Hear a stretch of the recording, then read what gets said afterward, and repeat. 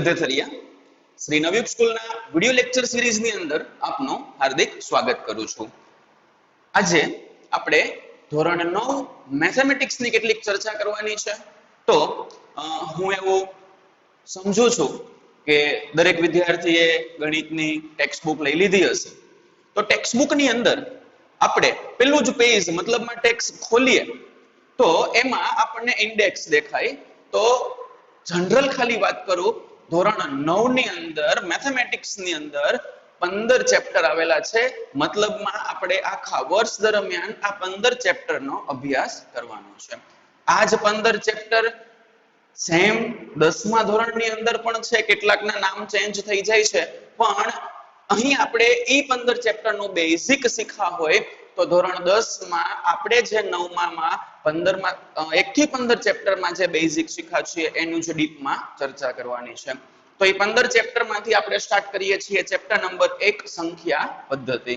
Okay, chapter start કરતા પહેલા આપણી પાસે નામ આવ્યું સંખ્યા પદ્ધતિ। તો ફર્સ્ટ ઓફ ઓલ આપણી સામે એક શબ્દ છે સંખ્યા।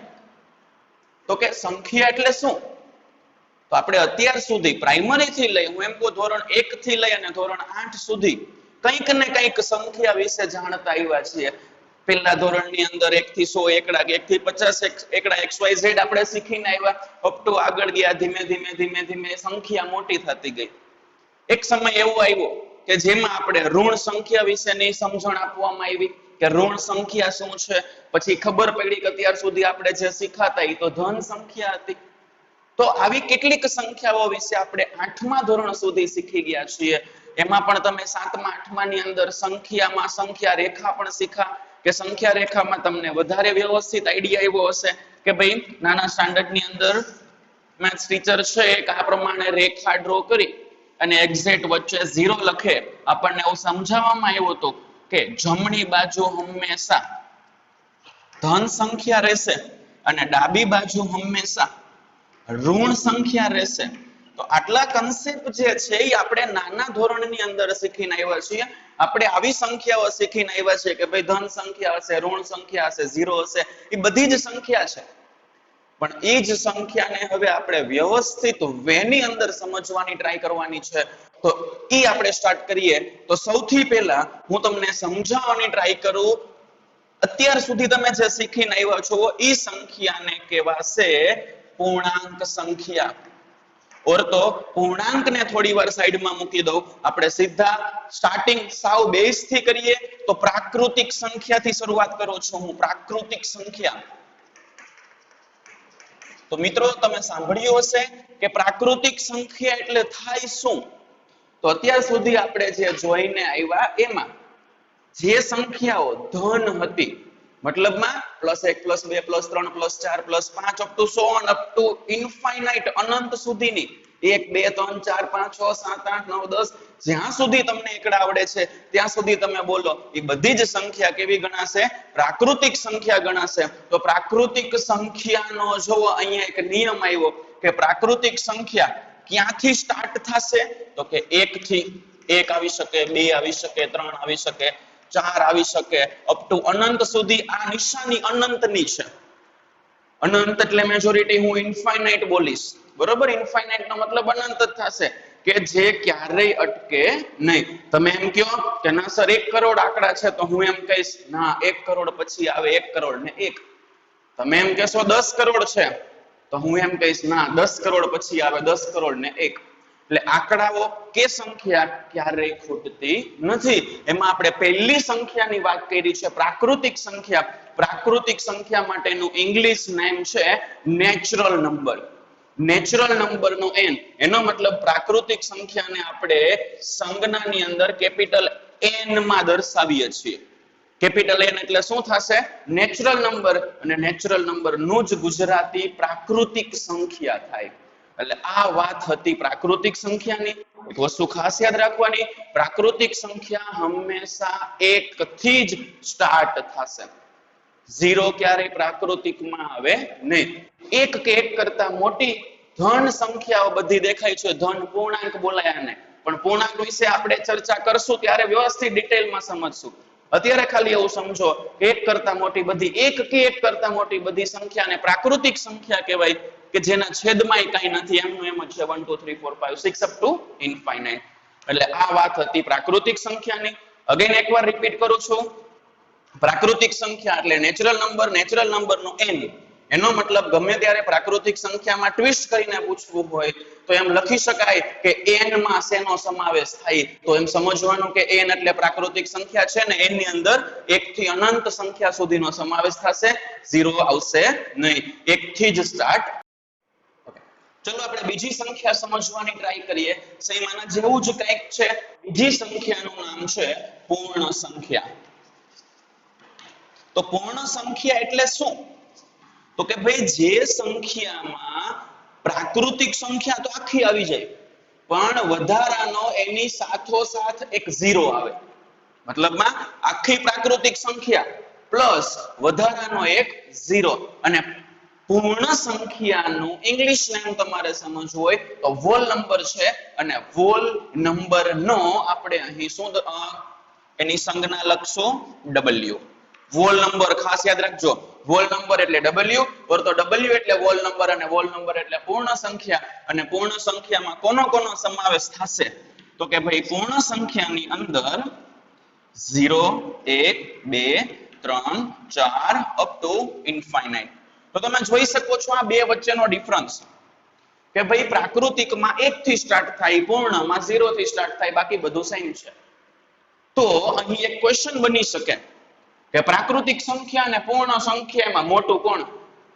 તો સામે જ દેખાય છે કે પ્રાકૃતિકમાં 1 થી અનંત છે, પૂર્ણમાં 0 થી અનંત છે. 0 વધારાનો પૂર્ણમાં છે એટલે પૂર્ણ મોટું થશે. એક ક્વેશ્ચન અહીંયા ખાસ બન્યો છે, પ્રાકૃતિક સંખ્યા અને પૂર્ણ સંખ્યાની અંદર મોટું કોણ છે? તો આન્સર વિલ બી પૂર્ણ સંખ્યા. એના કેટલાક ક્વેશ્ચનની આપણે થોડી વાર પછી ચર્ચા કરીએ. અત્યારે કેટલીક સંખ્યાઓ વિશે હજુ વધારાની ડિટેલ મેળવશું. પ્રાકૃતિક, પૂર્ણ અને એના પછીની કોઈ સંખ્યા છે તો એ સંખ્યા છે પૂર્ણાંક સંખ્યા. અહીંયા સુધીનું તમે પ્રાઇમરી લેવલે શીખીને આવ્યા છો. પૂર્ણાંક સંખ્યા, પૂર્ણાંક સંખ્યા એટલે શું થાય? તો કે ઇન્ટીજર્સ. અને ઇન્ટીજર્સ માટે અહીં આપણે i નહીં z ની સાઇન નો ઉપયોગ કરવાનો છે. ખાસ યાદ રાખજો, ઇન્ટીજર્સ નો મતલબ શું થાય? ઓર તો પૂર્ણાંક સંખ્યામાં શું આવે? તો કે પૂર્ણાંક સંખ્યાની અંદર 0 આવશે, 1 2 3 4 અપ ટુ અનંત સુધી આવશે, અને પ્લસ વધારાની ઋણ સંખ્યા પણ આવશે. અને ઋણ સંખ્યા એટલે આપણે નાના ધોરણની અંદર સમજી ગયા છીએ કે ઓલવેઝ ડાબી બાજુથી સ્ટાર્ટ થશે. પૂર્ણાંક સંખ્યા integers z is equal to up to infinite -3 -2 -1 0 1 2 3 up to infinite સુધી. ખાસ યાદ રાખજો, પૂર્ણાંકની અંદર શું આવે છે? તો કે ઋણ, 0 અને ધન. તો આ ત્રણમાં સૌથી મોટું કોણ? સૌથી મોટી થશે પૂર્ણાંક સંખ્યા. સેકન્ડ નંબર ઉપર આવે છે પૂર્ણ સંખ્યા, અને સૌથી નાની ઓર તો સૌથી પહેલી સંખ્યા કેવી હોય તો પ્રાકૃતિક સંખ્યા કહેવાય. તો આટલું તમે પ્રાઇમરી લેવલે શીખીને આવો છો. આ ખાલી સંખ્યાના પ્રકાર હતા. મે બી આપણને આ બધી સંખ્યા વિશે આપણે શીખી ગયા છીએ, પણ આપણને સંખ્યાના પ્રકાર ન ખબર હોય તો આ જે હતા એ સંખ્યાના પ્રકાર હતા. બાકી એકચ્યુઅલ હવે આપણે 9મા ધોરણની વાત કરીએ તો 9મા ધોરણના મેથેમેટિક્સ પૂરતી જ વાત રાખું છું. તો સંખ્યાના મુખ્યત્વે બે જ પ્રકાર હોય, સમય અને અસમય. હવે સમય અને અસમય સંખ્યાની અંદરના પેટા પ્રકાર છે. આ અત્યાર સુધી આપણે એવું શીખીને આવતા હતા કે પ્રાકૃતિક સંખ્યા, પૂર્ણ સંખ્યા, પૂર્ણાંક સંખ્યા, આ બધા સંખ્યાના પ્રકાર છે. પણ જેમ જેમ આપણે એડવાન્સ મેથેમેટિક્સ સમજતા જશો એમ આપણને વધારે આઈડિયા આવતો જશે. તો 9મા ધોરણના કન્સેપ્ટ ઉપર આપણે જઈએ તો 9મા ધોરણના કન્સેપ્ટ પ્રમાણે ખાલી સંખ્યાના બે જ પ્રકાર હોય, સમય સંખ્યા અને બીજો પ્રકાર છે અસમય સંખ્યા. તો આપણા મનમાં ક્વેશ્ચન થાય કે સર આવું તો અમારે કોઈ દી આવ્યું જ નથી, સમય ને અસમય ની બધું શું છે? તો સમય સંખ્યા વિશે તમે 7મા કે 8મા ધોરણમાં કંઈક એવું શીખી ગયા હતા કે જે સંખ્યા અંશ અને છેદના સ્વરૂપમાં હોય એવી સંખ્યાને સમય સંખ્યા કહેવાય. એમ આઈ રાઈટ?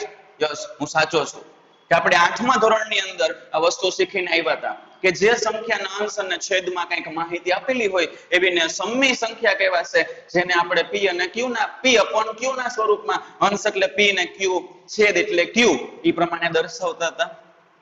પણ તમે જોવો તો એકચ્યુઅલ સમય સંખ્યા જ આ બધી જ સંખ્યાની મેઇન સંખ્યા છે. મતલબમાં પ્રાકૃતિક યસ સમયમાં આવશે પૂર્ણ, યસ સમયમાં આવશે પૂર્ણાંક, યસ સમયમાં આવશે. તો હવે સમય સંખ્યાની આપણે વ્યવસ્થિત ચર્ચા કરીએ તો સમય સંખ્યા એટલે શું? તો કે જે સંખ્યા અંશ અને છેદના સ્વરૂપમાં, જો અહીંયા હું પ્રોપર ડેફિનેશન અત્યારે નથી આપતો, અત્યારે હું જસ્ટ તમને માહિતી આપું છું કે જે સંખ્યા અંશ અને છેદના સ્વરૂપમાં હોય, ઓર તો જે સંખ્યા p upon q ના સ્વરૂપમાં હોય એ બધી જ સંખ્યાને સમય સંખ્યા કહેવાય. તો અગેન મારા મનમાં ક્વેશ્ચન થાય કે સર આમાં ક્યાં છેદમાં કંઈ હતું? આ ત્રણમાંથી એક પણ પ્રકારની સંખ્યાના છેદમાં કંઈ નહોતું, તો હું શું કામ એને સમય કહી શકું? મોટો ક્વેશ્ચન છે આપણા મનની અંદર. તો એને સમય કહેવાય એનું રીઝન પણ આપણે નાના ધોરણોની અંદર શીખીને આવ્યા છીએ કે શું કામ એને સમય કહેવાશે. કારણ કે હું એમ લખું છું 5. યસ, 5 પ્રાકૃતિક સંખ્યા છે, 100% સાચું. પણ 5 ને તમે બીજા વર્ડની અંદર 5 છેદમાં કાંઈ ન હોય તો 1 હોય જ આવું લખતા આવ્યા છો, આવું સમજીને આવ્યા છો. કે કોઈ સંખ્યાના છેદમાં કાંઈ ન હોય તો 1 હોય. તો તમે જોઈ શકો છો આ સંખ્યા અંશ અને છેદના સ્વરૂપમાં આવી ગઈ, p upon q ના સ્વરૂપમાં આવી ગઈ. તો આ સંખ્યાને શું કહેવાશે? સમય સંખ્યા કહેવાશે. કોઈ ભી નંબર તમે લઈ લો, 0 લેશો 0 ના છેદમાં 1, -2 લેશો -2 ના છેદમાં 1, -5000 લેશો -5000 ના છેદમાં 1, +25000 લેશો 25000 ના છેદમાં 1. એટલે દરેક પ્રાકૃતિક પૂર્ણ કે પૂર્ણાંક દરેક સંખ્યા કેવી છે? સમય, કે જેના અંશમાં ને કે જેના છેદમાં કંઈક માહિતી હશે. હજુ આના વિશે ઘણી બધી ડિટેલમાં ચર્ચા કરવાની છે. અત્યારે હું તમને તમારું બેઝિક લેવલ સમજાવું છું. જેમ જેમ ચેપ્ટરમાં આગળ જાશું એમ આપણે અપ લેવલમાં જતા જશું. અત્યારે હું ડાયરેક્ટ તમને અપ લેવલમાં લઈ જાઉં, થોડું ઘણું કન્ફ્યુઝન થાય એટલા માટે અત્યારે આપણે બેઝિક લેવલ ઉપર છીએ. તો અગેન એક વખત યાદ કરાવું, સમય સંખ્યા એટલે શું? તો કે જે સંખ્યાના અંશ અને છેદમાં કંઈક વેલ્યુ હોય, ઓર તો જે સંખ્યા p upon q ના સ્વરૂપમાં હોય, જ્યાં p અંશ છે ને q છેદ છે, એવી તમામ સંખ્યાને સમય સંખ્યા કહેવાય. તો આપણા મનમાં પાછો ક્વેશ્ચન થયો કે સર અસમય સંખ્યા એટલે શું? તો એમાં એક જ સિમ્પલ ડેફિનેશન યાદ રાખો કે જે સંખ્યા સમય ન હોય એવી સંખ્યા કેવી હશે? અસમય. તો આપણને કેમ ખબર પડે કે આ સમય નથી? તો એના માટેના કેટલાક રૂલ્સ છે, સ્પેસિફિક અસમય માટેના રૂલ્સ કહી દો કે જે સંખ્યાનું વર્ગમૂળ નથી નીકળતું એવી સંખ્યાને અસમય સંખ્યા કહેવાય. એકાદું ઉદાહરણ તમારી સામે મૂકું તો √5. જોવો જોઈએ 5 નું વર્ગમૂળ નથી નીકળતું, મેં વર્ગમૂળમાં 5 લખ્યા છે, વર્ગમૂળમાં 5 નો તમારી પાસે પરફેક્ટ આન્સર નથી, એટલા માટે √5 જે છે એ અસમય થશે. હું એમ લખું છું વર્ગમૂળમાં 11, તો વર્ગમૂળમાં 11 જે છે એનો મારી પાસે પરફેક્ટ આન્સર નથી, તો √11 વર્ગમૂળમાં 11 જે છે એ અસમય સંખ્યા થશે.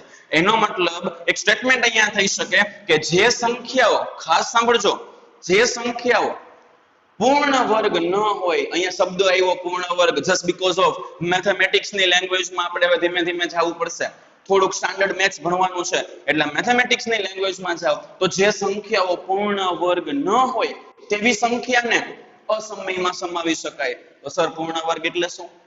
પૂર્ણ વર્ગ એટલે હમણાં જ મેં તમને કીધું, જેનું વર્ગમૂળ નથી નીકળતું એવી સંખ્યા. તો જો આ બધીનો વર્ગમૂળ નથી નીકળતું, 1 નો વર્ગમૂળ નીકળે, 2 નો નથી નીકળતું, √2. જો હું 2 ની વાત નથી કરતો, વર્ગમૂળમાં 2 હોય તો અસમય, ખાલી 2 હોય તો સમય. વર્ગમૂળમાં 3 હોય તો અસમય, ખાલી 3 હોય તો સમય.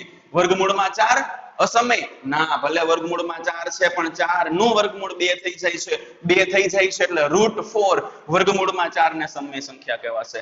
તો એક વસ્તુ ખાસ યાદ રાખજો, જે સંખ્યાનો વર્ગમૂળ નથી નીકળતું, જે સંખ્યા પૂર્ણ વર્ગ નથી, એ દરેક સંખ્યાનો અસમય સંખ્યામાં સમાવેશ થશે. અને બીજી એક વસ્તુ, જે સંખ્યાનો ભાગાકાર કરતા પોઈન્ટ પછી, લાઈક એક ઉદાહરણ લઉં છું, 4.1 2 3 4 5 6 7 8 9 10 11 12 અપ ટુ અનંત સુધી, જે સંખ્યા પોઈન્ટ પછી અનંત સુધી જાય, આપણે એવા ઘણા બધા ભાગાકાર જોઈ ગયા કે જેમાં ક્યારેય શેષ 0 વધે જ નહીં. તમે ગમે એટલા પોઈન્ટ પછીના ડિજિટ મૂકતા જાઓ, જવાબ તમને મળ્યા જ કરે, મળ્યા જ કરે, મળ્યા જ કરે. તો આની અંદર એક રોલ ખાસ યાદ રાખજો કે જે સંખ્યામાં પોઈન્ટ પછી રિપીટેશન નથી થતું એવી દરેક સંખ્યાનો સમાવેશ અસમયની અંદર થાય છે. એટલે બીજું સ્ટેટમેન્ટ આ થયું. બીજા પ્રકારની સંખ્યા થઈ. પહેલી સંખ્યા વર્ગમૂળ નથી નીકળતું એવી, ઓર તો પૂર્ણ વર્ગ નથી એવી. બીજી સંખ્યા કે જેમાં પોઈન્ટ પછી રિપીટેશન થતું જ નથી, નવા નવા તમને આંકડા મળ્યા જ કરે છે, તો એને કહેવાશે અસમય સંખ્યા. અને ત્રીજું મેથેમેટિક્સના સ્પેશિયલ સિમ્બોલ, ગણિતના કેટલાક સાંકેતિક ચિહ્નો છે. લાઈક એક જ ચિહ્ન આપણે અત્યાર સુધી ભણીને આવ્યા છીએ અને ઈ ચિહ્ન છે પાઈ. નાના ધોરણો, ઓર તો ખાલી હું 8મા ધોરણની વાત કરું તો 8મા ધોરણમાં તમે પાઈ વિશે અભ્યાસ કરી ગયા હશો. આપણે પાઈની કિંમત અંદાજે 3.14 લેતા હતા કે 22/7 લેતા હતા. પણ એ એની એપ્રોક્સ કિંમત છે, અંદાજે કિંમત છે. એની સાચી કિંમત તો હજી સુધી આપણે મેળવી શક્યા નથી. 22/7 કે 3.14 મેં એની અંદાજે કિંમત લીધી છે.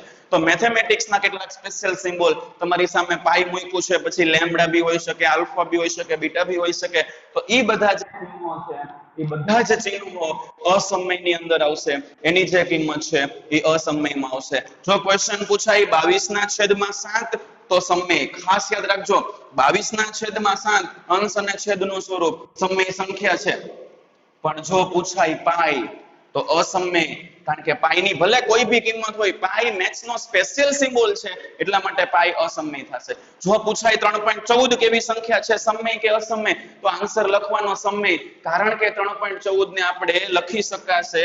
તમે આઈ થિંક સો એવું શીખીને આવ્યા હશો. 3.14 પોઈન્ટ પછી 2 ડિજિટ છે એટલે છેદમાં 2 0 મૂકી દો. 314/100 અંશ અને છેદનું સ્વરૂપ થઈ ગયું કે નહીં? યસ, આપેલી સંખ્યા સમય છે. એટલે ખાસ યાદ રાખજો, સિમ્બોલ હોય જેનું વર્ગમૂળ નો નીકળતું હોય અને જેનું પોઈન્ટ પછી રિપીટેશન નથી થતું, આંકડાઓનું રિપીટેશન નથી થતું, એવી બધી જ સંખ્યાનો સમાવેશ અસમયમાં થાય છે. સમયની અંદર શું આવે આપણે જોઈ ગયા છીએ. આજ માટે આટલું રાખીએ છીએ. ન સમજાણું હોય તો તમે મને સામો ક્વેશ્ચન પૂછી શકો છો. બાકી નેક્સ્ટ લેક્ચરની અંદર સંખ્યા પદ્ધતિમાં જ, થિયરિકલ કન્સેપ્ટમાં જ કેટલાક વધારાના કન્સેપ્ટો સાથે આપણે મળશું. અગેન આજ માટે આટલું. જય હિન્દ, જય ભારત.